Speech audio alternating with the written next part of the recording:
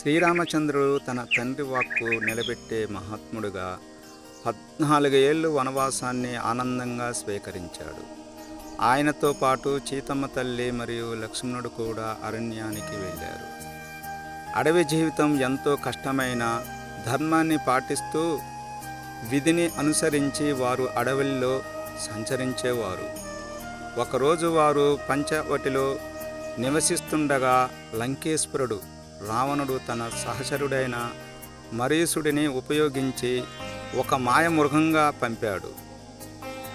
అది మాయ స్వరూపంతో ఒక మాయలేడిగా మారి చాలా అందంగా కనిపించింది.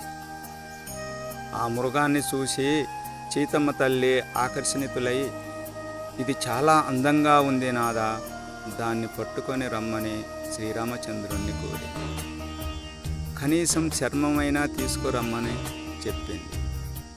శ్రీరాముడు మృగాన్ని పట్టేందుకు బయలుదేరాడు. లక్ష్మణ్ణి సీత దగ్గర ఉంచాడు. కొద్దిసేపటికి ఆ మృగాన్ని శ్రీరామచంద్రుడు బాణానికి గురయ్యి మరణించిపోయింది. కానీ మరణించే ముందు మరీసుడు శ్రీరాముని స్వరంతో ఓ సీత, ఓ లక్ష్మణ అని అరవడంతో సీతమ్మ భయాందోళనకు గురయ్యింది. ఆవిడ లక్ష్మణుణ్ణి రమ్మని చెప్పింది.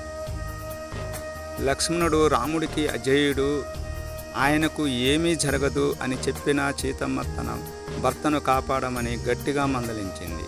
చివరకు లక్ష్మణుడు సీతను రక్షణ లేకుండా వదిలి వెళ్ళిపోయాడు. రాముణ్ణి ఎత్తుకుంటూ బయలుదేరాడు.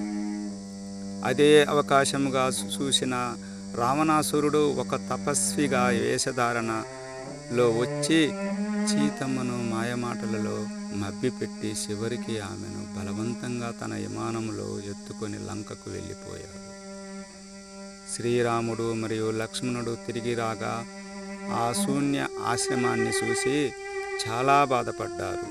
సీతమ్మ కనిపించక అడవిని జల్లెడ వేసి వెతికారు. వారి హృదయం విరిగిపోయింది. సీత కోసం వెతుకుతూ సాగిన ఈ యాత్ర అనంతరం వానర సైన్యాన్ని కలవటం వరకు కొనసాగింది. ఈ కథ మీకు నచ్చినట్టయితే సబ్స్క్రైబ్, లైక్ చేయండి.